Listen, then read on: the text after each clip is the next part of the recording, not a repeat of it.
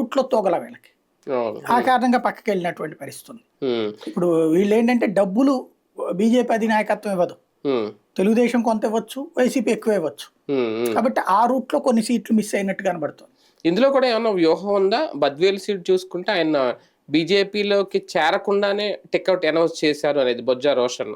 ఆయన టీడీపీ నుంచి వచ్చిన నాయకుడు కదా, అంటే కండువా కప్పకుండా ఆయన పేరు అనౌన్స్ చేశాడు. అదేంటి? లేదు లేదు, 3 రోజుల క్రితం అతను కండువా కప్పుకున్నాడు, జయరేఖనే ఇచ్చారు ఇతనికి. కానీ తర్వాత వరప్రసాద్ చేరారు, ఇతను కూడా మొన్న చేరాడు, 3 రోజుల క్రితం చేరాడు. ఆ రోజున మనం వీడియో కూడా చేసాం.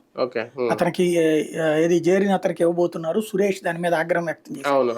అంతకుముందు పోటీ చేసిన బీజేపీ యువమోర్చా సీనియర్, కానీ ఆయనకు వస్తుంది అనుకున్నారు. ఇంతకు ముందు అతనే పోటీ చేశాడు కదా బై ఎలక్షన్, పోటీ చేసిన అతనికి ఇతనికి ఆల్రెడీ చివరి నిమిషంలో ఇతన్ని పట్టుకొచ్చారనమాట. అది ముందే చేరాడు.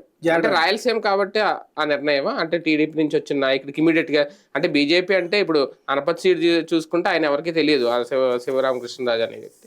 కాకపోతే ఎప్పటి నుంచో ఉన్నాడు అనేది, ఆయన ఆర్మీలో చేసి వచ్చారని కూడా. ఒక 4 ఏళ్ల క్రితం 2014 ఏడాది క్రితమే చేరారంట, ఏడాది క్రితం 2 ఏళ్ల క్రితం.